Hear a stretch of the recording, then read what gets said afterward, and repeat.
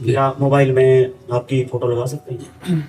हाँ, वो तो सभी को अपने प्रियजनों की फोटो लगाते, कोई अपनी लगाता है, कोई अपने प्रियजनों की लगाता है। कई बार हाथ जूठे होते हैं जैसे, हाँ। और कई बार फोन उठाना पड़ जाता है, कोशिश करते हैं ना उठाएं फोन, लेकिन कई बार वैसे कोशिश इसलिए करो क्योंकि वो फोन जब आप लेंगे फिर इसके बाद क्या क्या कार्य करेंगे तो सब जूठा हो जाएगा। जूठे हाथ से या सोच के हाथ से मोबाइल नहीं छूना चाहिए, क्योंकि वो पवित्र जगह में भी हम जाएंगे, मंदिर में भी जाएंगे तो मोबाइल हमारी जेब में होगा, और कोई बात हुई तो उस समय भी छू सकते हैं। तो मोबाइल ऐसा चीज है कि हर समय साथ रहता है, तो उसको पवित्र रखना चाहिए। अब ये तो नहीं कि टोटी के नीचे मिट्टी लगा के मांग के दो तो उसको छुओ ही मत ही। शौच जैसे लेटरिन में है, लोग मोबाइल नहीं, शौच के समय मत छो यार, इतनी देर चैन से, कम शौच तो हो लो यार चैन से, हर समय मोबाइल। भोजन पाया, नाम जपते हुए पाओ, और हाथ धोया, आचमन किया, फिर मोबाइल उठा लिया। अगर कहीं उस समय भोजन के समय कोई इमरजेंसी फोन है तो बायां हाथ पवित्र रखा जाता है, इसीलिए बाएं हाथ से भोजन थोड़ी किया जाता है, दाएं हाथ से किया, एक ही हाथ से हो जाता। वो तो जो अज्ञानी लोग नहीं जानते दोनों हाथ से ऐसे, नहीं तो एक हाथ से अभ्यास डालना चाहिए। एक हाथ पवित्र है, मोबाइल बाएं हाथ से उठा के बातचीत कर लो, रख लो, ये दोनों हाथ से पाते हो। महाराज जी संसार में तो सभी जैसे उसमें तो दोनों रोटी भी दोनों से तोड़ेंगे। नहीं नहीं, वो एक अंगूठे में कम दम है क्या, अंगूठे ऐसे तोड़ के पाई जाती। पर जो चम्मच से ही सब्जी जाएगी निवाला के अंदर, तो एक रोटी पा कौराओ, फिर चम्मच से सब्जी ले ले ऐसे अच्छा, दोनों हाथ बचपन से आदत है। नहीं, सुधारनी चाहिए। बाएं हाथ का प्रयोग ना करें जहां तक हो सके। देखो संतों की पंगत में एक हाथ से ही आपको पाते मिलेंगे। जो पवित्र धर्माचरण तो एक हाथ से ही पाए। हम लोगों को बचपन में सिखाया गया था बाएं हाथ थाल में नहीं लगा सकते, ऐसे ही पाना, ऐसे ही पाना। पानी है तो छोटे गिलास में डाल के दाएं हाथ से पानी पियेंगे, पर बाएं हाथ से उस गिलास में डाल, मतलब ये हाथ पवित्र रखा जाता है, बायां हाथ पवित्र रखा जाता है। हाँ, प्राय वैसे कोशिश करो सब लोग दाएं हाथ से भोजन पाने का अभ्यास करो। बायां हाथ सहयोग में रहे, कि जैसे कटोरे में 4 लोगों के बीच की सब्जी का रखा है तो उससे सब्जी इसमें डाल लें अपनी थाल में, लेकिन पाए दाहिने हाथ से, बाएं हाथ से ना पाए, बहुत अच्छा रहेगा। बायां हाथ पवित्र रखें। शरीर को स्वस्थ रखने के लिए भी अलग अलग भोजन पाना चाहिए, और धर्म की पुष्टता के लिए भी अलग अलग भोजन पाना चाहिए, और दाहिने हाथ से अधिकतर पाना चाहिए। और भोजन के पहले हाथ धो लेना चाहिए, सैनिटाइजर करके हाथ धो लेना चाहिए, तब भोजन पाना चाहिए। क्योंकि हम क्या क्या कार्य करके आए, कहाँ कहाँ से हमारे हाथों में जीवाणु है, तो उनको जैसे सैनिटाइजर कर लिया और फिर हाथ धोया। और इतनी फुर्सत किसको है? स्वस्थ रहने के लिए इतना तो करना चाहिए, भोजन के पहले तो करना चाहिए। हाथ को जो है चाहे साबुन से या सैनिटाइजर से धो के अच्छे से, फिर प्रसाद पाना चाहिए। आशीष जी गोरखपुर से। महाराज जी आपके चरणों में कोटि कोटि प्रणाम। महाराज जी शुद्ध प्रेम का स्वरूप क्या है, और ये श्री जी से पूर्ण रूप से कैसे हो? जैसे प्रेम आप पूज्य भाई जी, पूज्य राधा बाबा करते हैं, वैसा प्रेम रस की प्राप्ति कैसे? वैसे पहली बात है कि शुद्ध प्रेम की चर्चा ही नहीं हो सकती। अनिर्वचनीयम प्रेम स्वरूपम सूक्ष्मतरम अनुभव स्वरूपम प्रतिक्षण वर्धमानम। प्रेम प्रतिक्षण वर्धमान है। अभी जो देखा, फिर अभी देखा, फिर अभी देखा, वो बढ़ता जा रहा है। इस प्रकार उसकी चर्चा नहीं हो सकती। अनिर्वचनीयम प्रेम स्वरूपम, वाणी की सामर्थ्य नहीं कि प्रेम की चर्चा कर सके। अब उसके बाहरी स्वरूप का वर्णन जो किया जाता है वो ये है, स्थूल शरीर, सूक्ष्म शरीर, कारण शरीर, तीनों मायाकृत हैं। हमारा स्वभाव बदल जाए, हमारा अंतःकरण बदल जाए, हमारे शरीर की चेष्टाएं बदल जाए। शरीर की चेष्टाएं श्री कृष्ण अनुकूलेन प्रतिकूलस्य विसर्जनम, भगवान के अनुकूल आचरण होने लगे। मन संकल्प विकल्प करे भगवान की सेवा का, बुद्धि निश्चय करे एक सत्य वस्तु भगवान ही है, चित्त चिंतन करे जिस सत्य वस्तु का निश्चय किया गया उसी का, और अहम उसी के दासत्व में परिणित हो जाए, और हमारा स्वभाव बन जाए रात दिन उनका स्मरण करना। तो स्वभाव कारण शरीर, मन बुद्धि चित्त अहंकार सूक्ष्म शरीर, और इंद्रियों सहित ये स्थूल शरीर, तीनों जब प्रभु के चरणों में समर्पित हो जाते हैं, तनुवांग मनोभीर अमलई सोहम त्वयि वास्तिता, शरीर वाणी कर्म मन और स्वयं सब कुछ भगवान को अर्पित हो गया, तो अहम में भगवान का आसन बैठ जाता है। जो अभी अहम है वो मैं चिल्लाता है, मैंने ये किया, मैंने वो किया, उस समय अहम भगवत स्वरूप हो जाता है, और नेत्रों में प्यारे की मूर्ति बस जाती है जिससे हम प्यार करते हैं। पी मूर्ति नयनन बसे ते रस राय समाये, ये लक्षण सुन प्रेम के और न कछु सुहाय, और न कछु सुहाय, फिरे अपने रस मातो, कुटुम देहते जाए, छूट सब ही विधि नातो, जहाँ जहाँ पिए की बात सुने, खोजत तिन गैनन, हित ध्रुव छिन छिन ले प्रेम जल भरी भरी नैनन। प्यारी जू और प्यारे जू उसके नेत्रों में बस गए। अब उसको देह से, कुटुंब से, परिवार से, संसार से तनिक भी राग नहीं रह गया। वो अपने प्रीतम के विषय में सोच सोच करके रोता रहता है। उसे कुछ अच्छा नहीं लगता, नहीं खान पान ते भावे है, नहीं कोमल वसन सुहावे है, सब विषय लगे ते खारा है, हरि आशिक का मगन्यारा है। सुने न काहू की कही, कहे न अपनी बात, नारायण व रूप में मगन रहे दिन रात। विरह कमंडल कर लिए बैरागी दो नयन, मांगत दरस मधुकरी, छके रहत दिन रैन। रात दिन भगवत स्मरण में डूबे हुए, न किसी की सुनना, न किसी से बोलना, अपने प्रीतम में, और ना अपने लिए कोई चाहत। लोक परलोक कल्याण मोक्ष इसकी कोई परवाह नहीं। धर्म न अर्थ न काम रुचि गति न चहो निर्वाण, जन्म जन्म रति राम पद यह वरदान नान। ये बाहरी रूप प्रेम का है। प्रेम की क्या दशा होती है वो वही जानता है जिसके ऊपर होती है। ये तो केवल बाहरी लक्षण की गदगद कंठ अश्रुधारा बह रही, हा प्रियाजू, हा लालजू, हा प्रीतम, ये बाहरी बात है।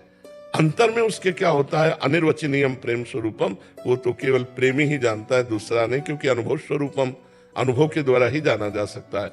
तो नाम जप के द्वारा, लीला गायन के द्वारा शरीर की सारी चेष्टाएं भगवान को अर्पित हो, मन बुद्धि चित्त अहंकार भगवान को अर्पित हो, स्वभाव भगवत स्वरूप भजन करने का बन जाए, इसी से प्रेम की प्राप्ति होती है। यही विशुद्ध प्रेम है।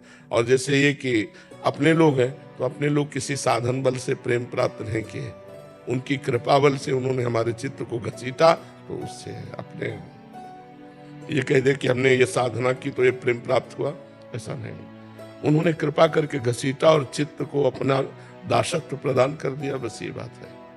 महाराज जी, जैसे मेरा बल तो कोई काम नहीं करता, जब से आपको सुनने लगा हूँ, श्री जी से दो ही बात मांगा है कि नाम जब किसी भी स्थिति में ना छूटे, और हर समय आपके चिंतन में डूबा रहूं, यही श्री जी से हमेशा मांगा। और उस भोगों से मुझे हमेशा दूर कर दीजिए जो मुझे आपसे दूर करता है।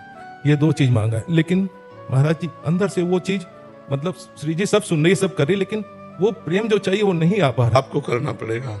नाम में इतनी सामर्थ्य है कि सब शिकायतें दूर हो जाएंगी। पहले नाम जप करो, पूर्व पाप नष्ट हो। नाम जप आगे चल करके जो प्रकट होने वाली दुर्वासनाएं अंतर में छिपी हुई उनको भस्म करेगा। जब हृदय निर्मल होगा तो भगवत प्रेम अपने आप आ जाएगा। धैर्य पूर्वक इस मार्ग में चलाया जाता है। उक्ताए हुए पुरुष को कोई भी सिद्धि प्राप्त नहीं होती है। सातु दीर्घ काल निरंतर सत्कार सेवितो दृढ़ भूमि, जो दीर्घ काल तक निरंतर आदर के सहित अपने साधन को करता रहता है वो सिद्ध पुरुष हो जाता है। तो अभी तो कुछ चंद दिन हुए हैं, अनंत जन्मों के हमारे मलिन मन में थोड़ा संस्कार बनने लगा, कहीं न कहीं भोगों में अरुचि और प्रिया प्रीतम में रुचि आ रही है। तो ये बहुत बड़ी बात है। हम धीरे धीरे चलते रहें, उबे ना, उकताए ना, निराश ना हो, धैर्य पूर्वक एक एक कदम बढ़ाते चले जाए। हम अभी शरीर छूटे तो अभी भगवत प्राप्त है, क्योंकि हम प्रभु की शरण में, प्रभु का नाम जप कर रहे हैं, प्रभु के लिए आचरण कर रहे हैं, तो उसकी चिंता मत करो। लेकिन प्रेम ये तो उनकी कृपा से होगा। जब कृपा करेंगे तब हमारे हृदय में उनके प्रति आसक्ति पैदा हो जाएगी। प्रभु के प्रति आसक्ति का ही नाम प्रेम है। अन्य सब आसक्तियों का नाश होने पर ही प्रभु से आसक्ति होती है। सबकी ममता ताक बटोरी, मम पद मन बांध बड़ डोरी। और प्रभु से आसक्ति होगी फिर क्या दुर्लभ रह गया, फिर तो सब कुछ प्राप्त हो जाएगा। सिमरन जी, महाराज जी आपके चरणों में कोटि कोटि प्रणाम। महाराज जी, मैंने जाप करना जब से शुरू किया है तब से मुझे मानसिक सुख का अनुभव होता है, परंतु मुझे ये बात सताती है कि मेरे जो बुरे आचरण, जो कर्म मैंने किए हैं पिछले सालों में, मैं वो मुझे बार बार दस्तक देते हैं कि तुमने इतने अवगुण। अच्छा है ये जो कृतम स्मर जो आपने किया उसका स्मरण करके ताप का अनुभव करते हैं, इसी का नाम प्रायश्चित है। वो आपके पाप नष्ट हो रहे हैं, आप चिंता न कीजिए। आगे हमारी पुनरावृत्ति न होने पावे, जो हमारे द्वारा पूर्व में गलत कार्य हुए, अबलो नशानी अब ना नशे हो, आज तक किया अब आगे नहीं करूंगा। और नाम जप कर रहे हैं, भगवत लीला कथा गान सुन रहे, संतों का संग कर रहे, सब ठीक हो जाएगा, चिंता करने की बात नहीं है। महाराज जी, लेकिन कभी कभी लगता है कि सब बुरे आचरण वापस आ जाएंगे और मैं फिर से नाम जब छोड़ दूंगी, ऐसा बार बार। अगर ऐसा सोचेगी तो हो भी जाएगा। ऐसा नहीं, डर लगना बात अलग है, लेकिन ऐसा सोचेंगी तो ऐसा हो जाएगा, पक्का हो जाएगा। आपके अंदर बुरे आचरण आ जाएंगे, क्योंकि वो गए नहीं हैं, वो अंदर दबे हुए हैं और आप भजन छोड़ देंगे, पक्का छोड़ देंगे। क्योंकि हमें एक सिद्ध योगी मिले थे, लालजी स्वामी, जिस समय हम नव अवस्था में नवीन में थे, तो उन्होंने कहा जैसा तुम सोचोगे वैसा बन जाओगे, जैसा बनना वैसा सोचो। आप सोचने लगोगे ना कि अब मैं डिप्रेशन में जा रहे हूँ, अब मैं धीरे धीरे धीरे कमजोर हो रही हूँ, आप कमजोर होने लगेंगे। आप सोचेंगे ना अब मैं निर्विकार हो रही हूँ, मेरे ऊपर भगवान की बड़ी कृपा है, और भगवान की कृपा के बल से जो मेरे दुर्गुण दुराचार थे वो कभी जीवन में नहीं आएंगे, और भगवान की कृपा बल से मेरा नाम निरंतर चलेगा। आप सोच गलत बना लेंगे तो आपका सोच का गलत का परिणाम आ जाएगा, बिल्कुल मान लीजिएगा। इस सोच को हटा दीजिए और सही सोच डालिए, मन में सही सोच। जैसा सोचोगी वैसा बन जाओगी, जैसा बनना वैसा सोचिए। ये महापुरुषों के वचन थे, हमने तुरंत डायरी में लिखा था। आज तक वो डायरी हमारे पास रखी जिसमें संतों के वचन लिखे थे। जी। संजीव शर्मा जी, पंजाब से। श्री हरिवंश। महाराज जी, राधा वल्लभ श्री हरिवंश। महाराज जी, क्या अपने के प्रति मोह और आसक्ति भक्ति मार्ग में बाधा है? हाँ जी, शरीर से लेकर शरीर संबंधियों तक। किसका प्रश्न है?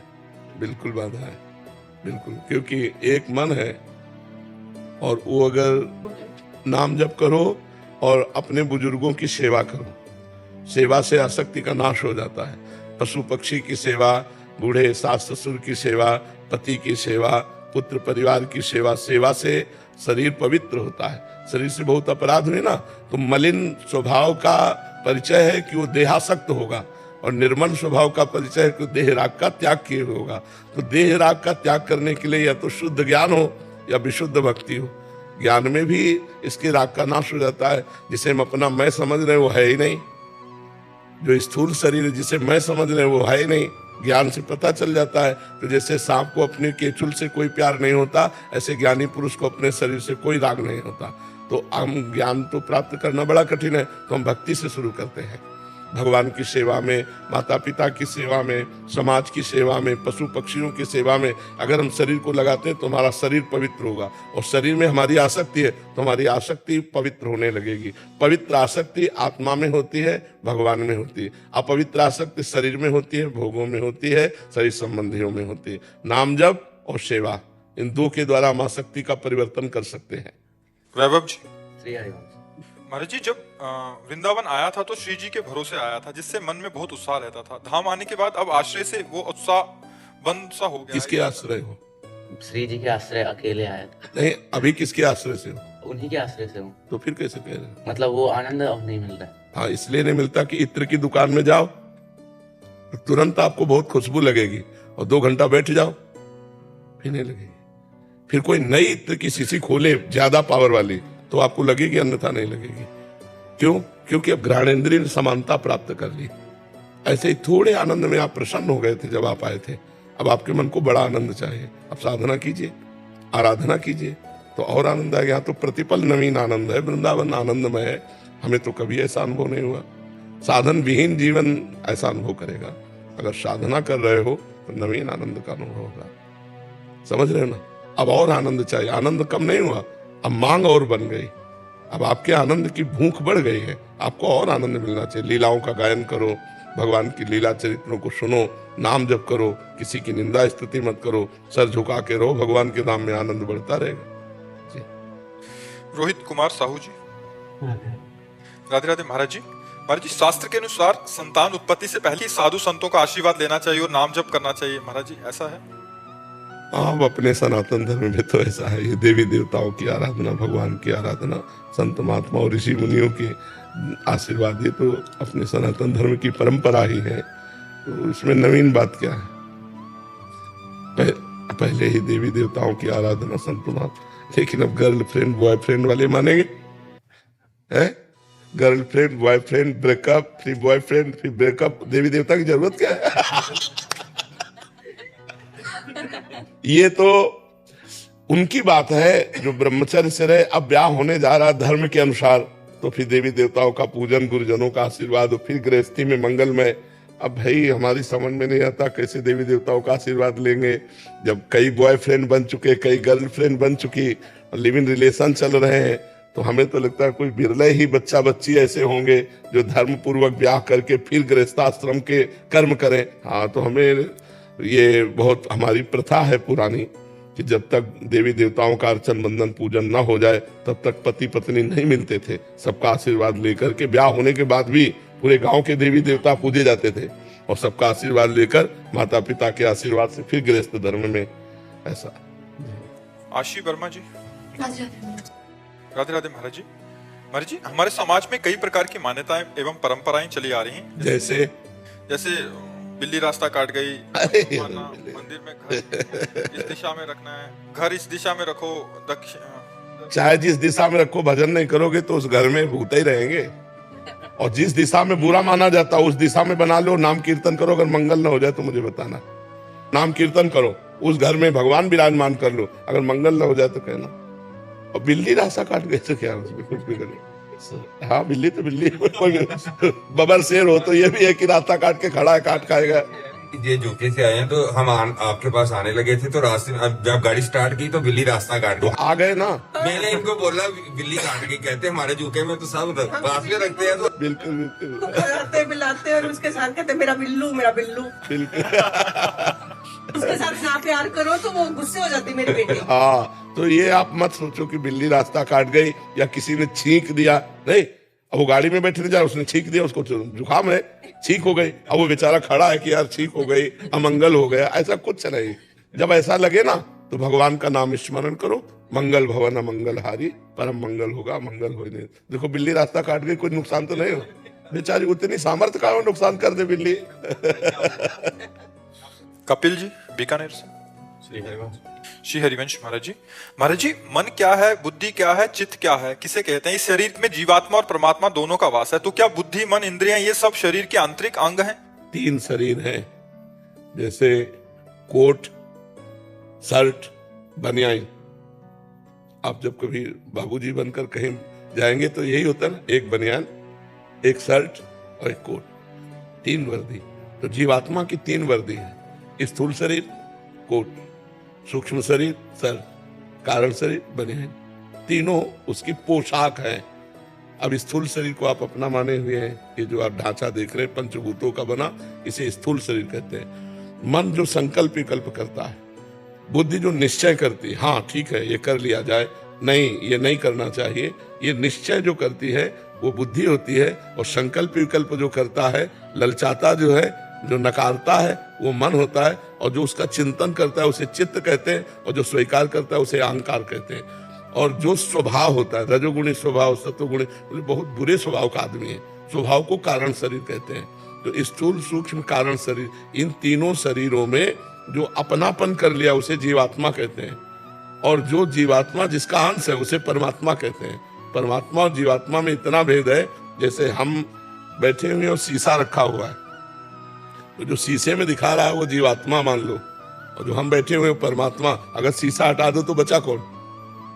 केवल परमात्मा बचा ना। तो अंतःकरण शरीर से ममता हटा लो तो तुम वही हो। जानत तुम्हें तुम्हें हो जाए, सोई जाने जे देह जनाई, और जानत तुम्हें तुम्हें, वो परमात्मा स्वरूप हो जाता है बच्चा। बात समझ पा रहे हो? खूब नाम जप करो तब मजा आएगा। परमार्थ का जो आनंद है वो नाम जप से आता है। जितना अधिक नाम जप करो, कुछ ना करो, केवल नाम जप करो, सब ठीक हो जाएगा, सब समझ जाएगा, सब समझ जाओगे क्या जीवात्मा क्या परमात्मा, सब ज्ञान आ जाएगा। पर नाम जप करते रहो, असत आचरण मत करो। पाप आचरण करोगे, नाम जप करोगे तो समझ में नहीं आएगा। क्योंकि अब जिसे पोछा लगा और फिर धूल फेंक दिया तो फिर वो आनंद नहीं आएगा। जी। प्रशांत अग्रवाल जी, यूएसए से। राधे राधे। राधे राधे महाराज जी। महाराज जी, सेवा और साधना में प्राथमिकता किसको देनी चाहिए? सेवा और सेवा ही तो साधना है। भगवान की सेवा, अपनी सेवा, समाज की सेवा, इसी को तो साधना किसे कहते हैं? भगवान का नाम लेना, नाम जप करते हुए ठाकुर सेवा करना, समाज सेवा करना कोई अलग थोड़ी। सेवा और साधना अलग नहीं है, एक ही बात है, एक ही। तो महाराज जी, जैसे अगर सेवा कर रहे हैं उस समय नाम जप चल रहा है तो वही सेवा है, वही भागवतिक सेवा मानी जाएगी। जिसमें नाम जप नहीं चल रहा है तो सब कोई कर ही तो रहा है, फिर कर्म हो जाएंगे, शुभ और अशुभ कर्म हो जाएंगे, सेवा शब्द नहीं जुड़ेगा। सारा संसार तो कर्म कर रहा है ना। सेवा तभी होगा जब नाम सुमिरन करते हुए आप भगवान के लिए कर रहे हैं। तो नाम बोल रहे हैं, मन में चल रहा है, चाहे बोल के करो चाहे मन के से करो, वो तो तुम्हारी स्थिति है कि वैखरी से बोलते हो या उपांश से या मानसिक, वो तो तुम्हारी स्थिति है। लेकिन नाम जब चलते हुए जो कार्य होता है वही सेवा होती है। और नाम जब नहीं हो रहा है महाराज जी तो मतलब तो कर्म हो जाएगा। हाँ, वो कर्म दो प्रकार के होते हैं, एक पाप कर्म, एक पुण्य कर्म, निषिद्ध कर्म, एक विधान कर्म, शुभ कर्म, अशुभ कर्म। जी महाराज जी, क्या दान करने से भगवत प्राप्ति हो जाएगी नहीं, या स्वर्ग मिलेगा? नहीं, हाँ, स्वर्ग की बात तो इतना बड़ा दान करो तब। हमारे पाप के जो कर्म ऐसे होते हैं, मान लो किसी की निंदा कर दी, सारे पुण्य नष्ट हो गए, किसी संत महात्मा की निंदा कर दी, सारे पुण्य नष्ट हो गए, लेकिन भगवान का नाम नष्ट होने वाला नहीं। आपने एक बार कहा राम और इसके बाद निंदा किसी की कर दी तो ये आपका रुक गया, अब उस निंदा का कष्ट होगा। इसके बाद जब शुरू होगा तो दो कहोगे राम तो दो हो जाएंगे, प्लस हो जाएगा। नाम नष्ट होने वाला नहीं, पुण्य नष्ट हो सकता है। महाराज जी, जैसे अभी दान पुण्य किया वो इधर नष्ट भी हो जाता है? हाँ, तत्काल नष्ट हो जाता है। भक्तन निंदा अति बुरी भूल करे जिन कोय, कि सुकृत बहुजन्म के छिन्न में डाले खोए।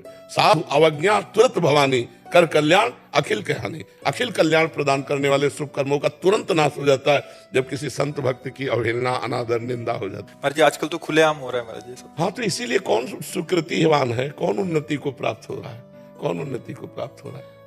पुण्यों का कोई खास मार्ग तो नहीं है। नेहा जी हरियाणा से।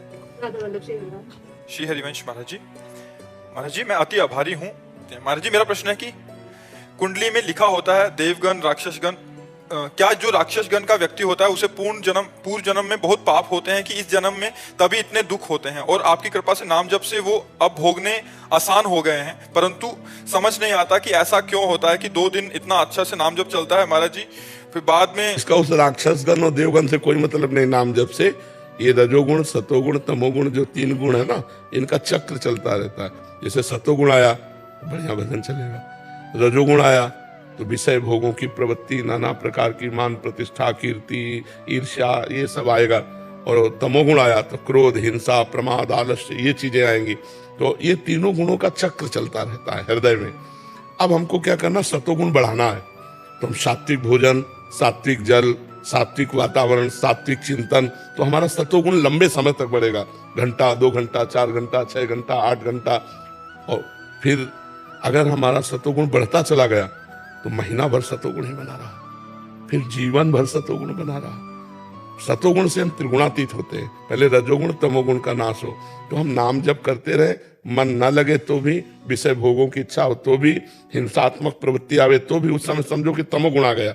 अब हमको और डट के भजन करना है कि उसका प्रभाव ना पड़ पावे। रजोगुण आ गया, हमें और डट के भजन करना है कि रजोगुण का प्रभाव न। और जब सतोगुण आया तो ये सोचना ही नहीं पड़ेगा कि मुझे भजन करना है, अपने आप भजन में मन लगेगा। हमारा खान पान सतोगुण हो, हमारा व्यवहार सतोगुण हो, हमारा चिंतन सतोगुण हो। हमें सतोगुण की जरूरत है, क्योंकि सतोगुण के जैसे कांटे से कांटा निकाला जाता है, तो है तीनों गुण माया के, पर सतोगुण हमें सपोर्ट करता है। तो हम सतोगुण से रजोगुण तमोगुण का नाश करके, सतोगुण की वृद्धि करके, और भगवदानंद में आके सतोगुण का भी त्याग कर देते। कांटे से कांटा निकाला, उसको भी फेंक दिया, तब हमारा एक तार भजन चलेगा। इसमें कोई दैत्य, राक्षस, भूत, प्रेत, इसका कोई मतलब नहीं। राधे राधे महाराज जी। राधे राधे महाराज जी। महाराज जी, मैं पिछले 1.5 वर्ष से YouTube, Instagram के माध्यम से आपका सत्संग सुन रहा हूँ और आपके बताए हुए मार्ग पर चलने का पूर्ण प्रयास भी कर रहा हूँ। महाराज जी, मैं डॉक्टरी की पढ़ाई कर रहा हूँ। हम अस्पताल में देखते हैं कि ऑपरेशन के दौरान कई बार अनजाने में डॉक्टर से हुई गलती के कारण मरीज की जान चली जाती है। ऐसे में हमारे लिए बड़ा धर्म संकट तब खड़ा होता है कि हम ना तो मरीज के रिश्तेदारों को मृत्यु का सही कारण बता सकते हैं, और हमें खुद भी मरीज की जान जाने की बड़ी गलानी महसूस होती है। ऐसे में महाराज जी, एक डॉक्टर के रूप में हमारा क्या कर्तव्य होना चाहिए, और क्या ये हमारे पाप कर्मों में गिना जाएगा और हमें उसे भोगना पड़ेगा? यदि हाँ, तो इस पाप से मुक्ति कैसे मिलेगी? हाँ, पाप कर्म माना जाएगा, क्योंकि आप के ऊपर पूरी जिम्मेवारी उस जीव की है। लिख देते ना, मृत्यु तक के साइन हो जाते हैं कि हम अपराधी नहीं माने जाएंगे, तो उसने अपने प्राण समर्पित कर दिए। अब आप अपनी अयोग्यता के कारण यदि उसके प्राण जाते हैं तो आप अपराधी हैं। आपने अपनी योग्यता के अनुसार पूरा फाइनल ठीक ऑपरेशन किया, अब वो नहीं बचता है, उसका प्रारब्ध है। लेकिन आपकी अयोग्यता के कारण यदि प्राण जाते हैं तो आप अपराधी हैं, और आपको पाप का दंड भोगना पड़ेगा। वो हत्या आपकी मानी जाएगी कि आपने हत्या की, क्योंकि आप डॉक्टर हैं। यदि आप उस विषय में परफेक्ट नहीं है तो आप केस मत लीजिए, मरीज मत लीजिए। अगर परफेक्ट है और फिर इसके बाद होता है तो भगवान साक्षी है कि आपने कसर नहीं रखा। आपको जितना ज्ञान है उतना आपने डॉक्टरी की, इसके बाद नहीं बचा तो आपका कोई दोष उसमें नहीं है। अब इसके लिए आपको परफेक्ट ज्ञान प्राप्त करना चाहिए। जिस विषय में लगे, हमें लगता है सर्वांग डॉक्टर तो होते नहीं है, एक ही अंग का कोई विशेषज्ञ होता है, तो हमें लगता है फिर उसमें कच्चाई नहीं रखनी चाहिए। मनोयोग के द्वारा उसमें प्रवीणता प्राप्त करनी चाहिए, और जब तक प्रवीणता ना प्राप्त हो तब तक किसी बड़े डॉक्टर का असिस्टेंट बन करके हमको प्रवीणता प्राप्त करनी ही चाहिए, तब हम केस ले, नहीं तो जल्दी। और बहुत प्रवीण बुद्धि रखें, क्योंकि आपकी जरा सी गलती में, नस नाड़ियां ही तो है, जरा सी गलती में बहुत बड़ी हानि हो सकती है। जरा सा इधर से उधर प्रमाद स्थिति हुई कि मामला गड़बड़ हो सकता है। इसलिए बहुत सावधानी, बहुत विशेष कार्य है। डॉक्टर को भगवान का दर्जा दिया गया है, नहीं दिया गया कि डॉक्टर दूसरा भगवान का रूप, कितना भी कष्ट में मरीज हो वो कुछ मिनटों में समाधान निकाल देता है, तो भगवान का स्वरूप कहा गया है। तो अपने स्वरूप को समझे, अपने को नादान स्थिति में कोई केस ना ले, पहले खुद परफेक्ट हो जाए। कई ऑपरेशन अपने बड़ों के साथ पूरा करे, उसमें बहुत ईमानदारी से